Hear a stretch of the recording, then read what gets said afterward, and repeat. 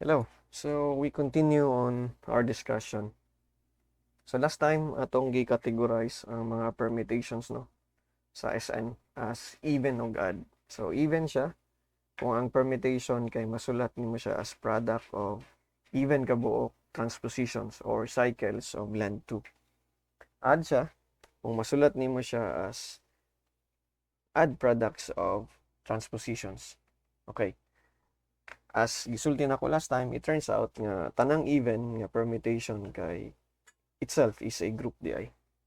Okay, so that is now our definition. Let A sub n be the set of all even permutations from Sn. The group An is called the alternating group on n letters. Sa theorem, the set A sub n is a subgroup of Sn. Okay, so klaro na siya. Theorem na gid na nga ang tanang even permutations di ay kay subgroup ni Sn. Okay, so we proceed to the proposition. No? The number of even permutations in Sn, n greater than or equal to, is equal to the number of odd permutations. Hence, the order of A sub n is n factorial over 2. So, kung Sn, meaning ang Sn nimo is na ay n factorial kabuok elements, katungaan na nila or n factorial over 2 kay naa sa alternating group or katungaan na nila kay even permutations. Unay pasabot ani nga proposition. Okay, ang proof ani kay naa sa ato ang main reference no. Unya, ang way sa pag-prove ani kay gigamitan og mapping nga 1 to 1. So kung kabalo ka kung pila ka buok ang odd, kabalo pud ka kung pila ka buok ang even. Unya ang number sa even o number sa odd must be equal to n factorial man. Unya na ay 1 to 1 correspondence between sa even o odd. So it must follow nga ang kadaghanon sa element sa an should be katunga sa kadaghanon sa element sa Sn, which is n factorial over 2. So that is the gist of the proof sa proposition na determining the number of elements of the alternating group A sub n. Okay, so here I have an example. The group A sub 4 is the subgroup of S4 consisting of even permutations. And there are 12 elements in A sub 4. Nganong 12 kabuok ang elements sa A sub 4? Tungod kay ang number sa elements sa S sub 4 is equal to 4 factorial. No? 4 times 3, that is 12. 12 times 2, that is 24. Unya, ang number sa elements man daw sa A sub n kay n factorial over 2. So it follows that ang number sa elements sa A sub 4 is 24 divided by 2, which is equal to 12. Dayon, pag i-list na to tanang elements sa A sub 4, mo ni siya. Ang cycle containing 1 or the identity, cycle 1, 2, 3, 1, 3, 4, 1, 2, 3, 4, 1, 3, 2, 1, 4, 3, and so on to 2, 4, 3. So, kung observe ninyo, kanita ng permutation diri kay masulat nimo siya as product of even number of transpositions. Okay no? An example, ang 1, 2, 3 kay masulat nimo na siya as 1, 3 times 1, 2. Ang 1, 3, 4 masulat nimo na siya as 1, 4 times 1, 3. Ang kaning uban, kaning 1, 2, 3, 4, mo na gid ni siya. Di na nimo ni siya masulat into more compact pa nga pagkasulat pa gyud. Okay? Usa pa pud disjoint ni sila. No, ang 1, 2, 3, 4. So these are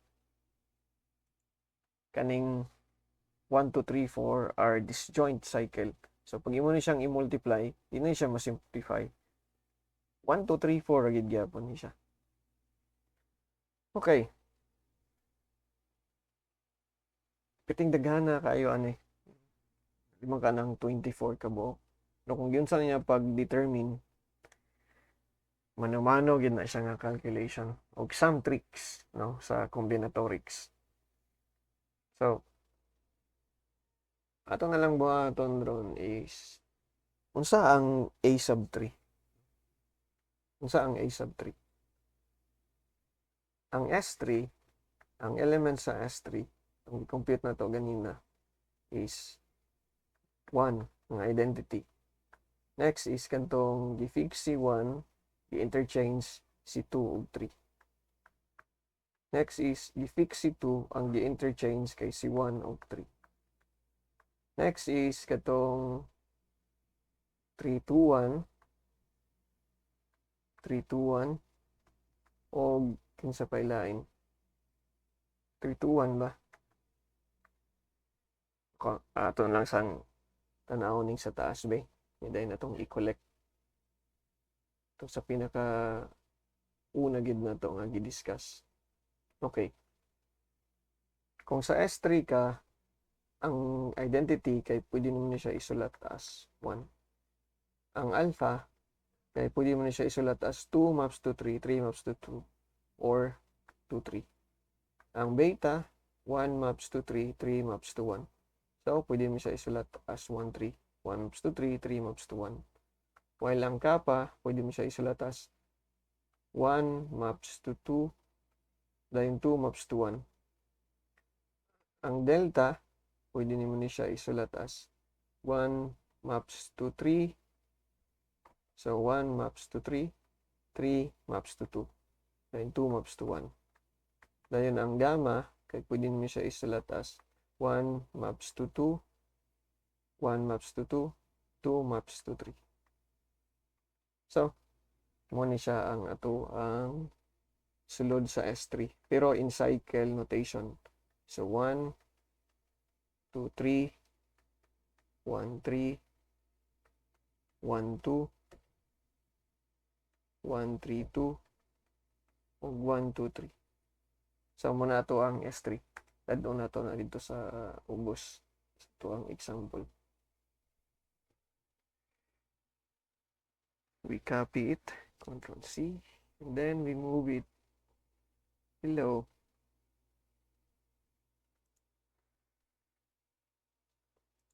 Okay. So, this is the elements of S3.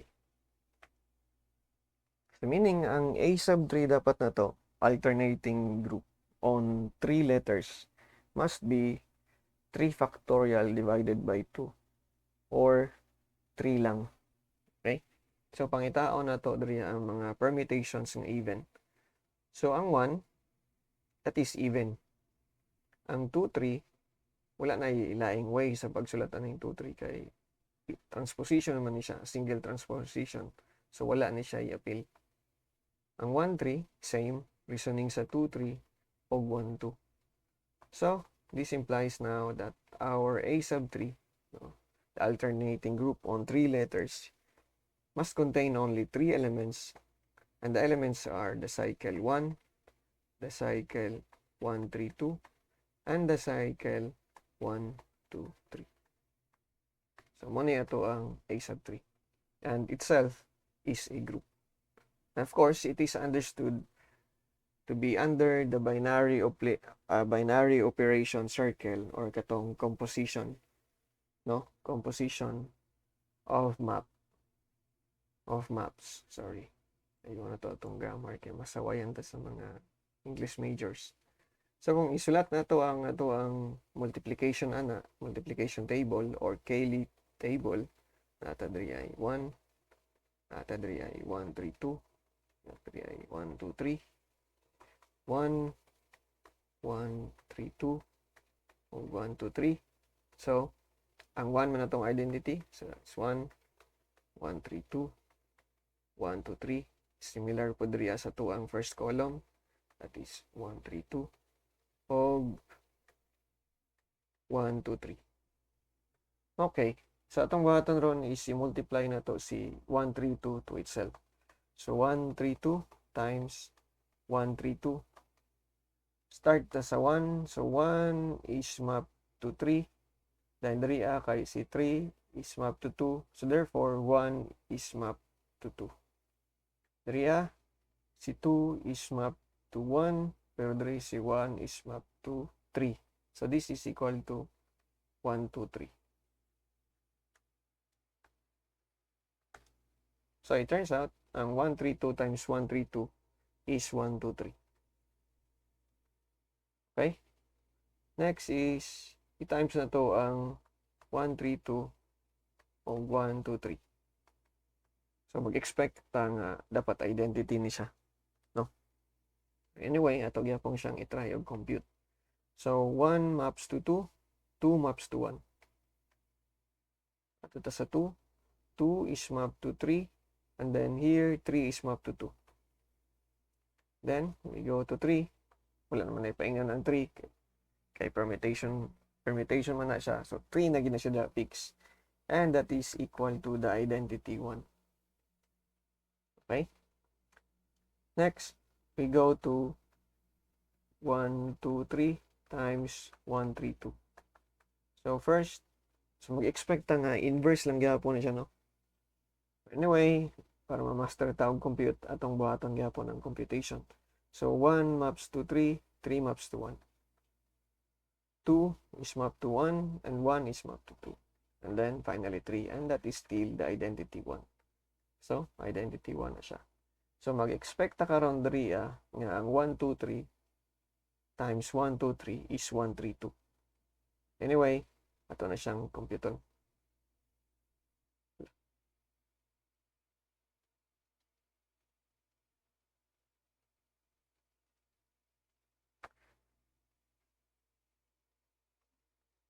Uy, di naman masulat ang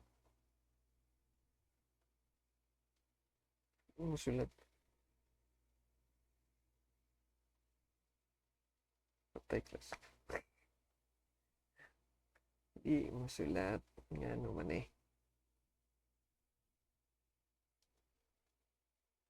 Ano man ito? Stylus. Okay, class. Isulat na lang ako ni og gamit ang mouse kay dili masulat ang stylus. So 1, 2, 3 times 1, 2, 3. Okay? Napay na to.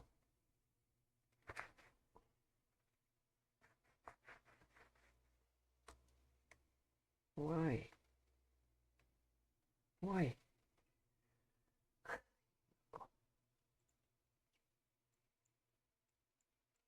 So first, we start with 1.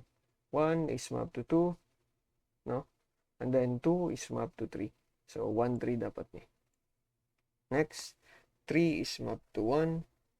And here, 1 is mapped to 2. And that is equal to 1, 3, 2. So, as expected, 1, 3, 2 nidre. And that is now the Cayley table or the multiplication table for the alternating group A sub 3. Okay? So, kana lang ang timanan ninyo, ang SN, tanang element sa SN, katong mga permutations, kay ma-categorize na to sila as even and odd. No? Ang imuhang permutation kay even kung masulat nimo siya as product of even numbers of transpositions, meaning product of even numbers of cycles of length 2. Odd, meaning masulat nimo siya as product of odd numbers of transpositions. Ang katutanang odd, no? Ay, odd naman, sorry. Tanang even, no? Maggrupo nimo to sila tanan. And it turns out, kwanto sila? Group, okay, itself. Okay? So, all even permutations, it turns out under the usual binary operation circle, composition of maps is a group itself. Muna siya ang pasabutan eh. And that is A sub 4. So, we end our discussion here for the alternating group. Then we continue on the next topic on the dihedral group. Okay? Ang dihedral group is another subgroup gihapon siya sa SN. Okay, see you on the next recording or next discussion, sorry.